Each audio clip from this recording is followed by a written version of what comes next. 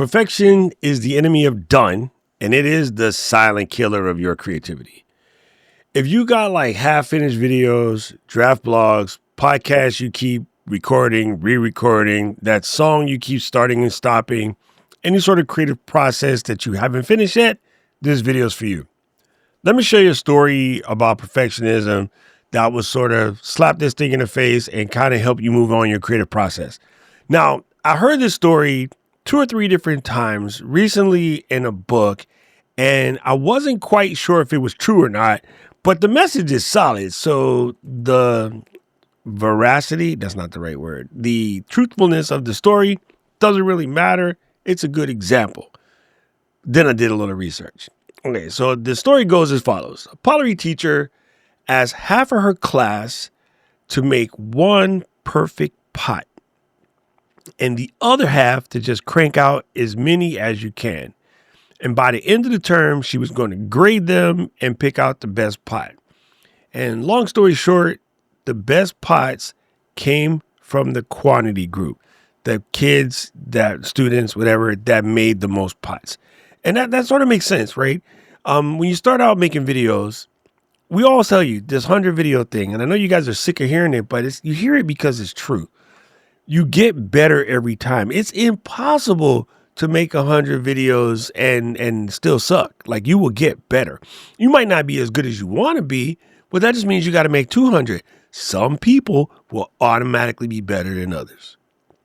And it's a matter of roadblocks that they don't put in front of themselves, really, because this is a skill. It's not a talent. It's a skill that can only be honed by doing. It's not something you're born with. Yes, there are some people that are just cute and their videos are going to do well. I definitely don't fit into that category, so I'm 1,000 videos deep. You know what I mean? But the perfectionism group that, in that story, they're obsessing over the theory. They're tweaking everything. They're looking at what the other group is doing. They're watching each other. They're not really paying attention to their own work. And this is what people do. They look at their channels and they're comparing where they are to somebody that they watch that is way far ahead of them. And that's just a horrible way to live. But if you just keep creating content, keep hitting publish, get your reps in, that is how you grow. It is the only way that this grows. Now, of course, the story sounds a little far-fetched. So I'm like, all right, damn it. I've heard the story before. I've heard it in books. I've heard it in like motivational talks. I'm like, let me dig deeper. It turns out the story is true, but it's from a book called Art and Fear. And that's from David Bayless and Ted Orland. Anyway, they said that this is a true anecdote, but it actually came from a photography class, not a pottery class. But the basis was exactly true. The teacher divided the group into 2 groups, and she told one group that they were going to be graded on the quantity. The more photos they took, the higher the grade. The other group was going to be graded on quality. They had to produce just one perfect photo to get an A. And in the end, the result was the quantity group ended up producing the highest quality photos. Why? Because practice, making those mistakes, learning and improving, that's just how we do it. That is literally how we do it. You make a video, your audience critiques you because they say things in the comments. You go, okay, I want to bless this up a little bit. Now we got tools like AI that can help you make better videos. You tune your video, you make your thing. I'm like, skip the script. Right now, maybe you don't have enough skills to read a script. So skip it. Just come in and say what you got to say. It doesn't matter. I watch messy videos all the time and I like them because they're real. There's a weird story in a similar vein about a guy who set up his Apple stand, and the Apple stand had like a handwritten sign, and all the apples, they weren't like shiny or polished or whatever. And, one day some businessman came up to him and says, dude, you would sell more apples if you fix your sign and polished up your apples. And he goes, no, because people know that these are real. They don't have any weird chemicals or, They haven't been like sprayed with wax or some other stuff. People come here because they know these are the real deal Holyfield. And I plucked, he didn't say that, that's my word. And he plucked them from his farm and, put them in the bushel baskets and just sold them as is. And the customers like that because they didn't want, perfect robotic looking apples. They wanted apples that they know were real. Recently, actually, this one you can probably look up. Somebody found a 10th symphony. Some musicologists found a 10th symphony that was started but never finished by Beethoven. And the story goes that he kept putting it off because he couldn't get the perfect symphony. And of course, this is towards the end of his reign. So he just never published it. But some people were able to find what he had and his journals, and they used AI to finish the 10th symphony. So you imagine even a genius like Beethoven would get stuck in his confidence loop and not want to put out.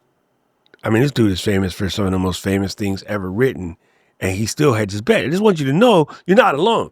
You are not alone. Like many, many people struggle through the idea of perfectionism, but it doesn't deserve you. It's a useless feeling. I catch myself all the time, but when I catch myself, then you're going to check yourself before you wreck yourself. I just get over it. Like it's literally a switch.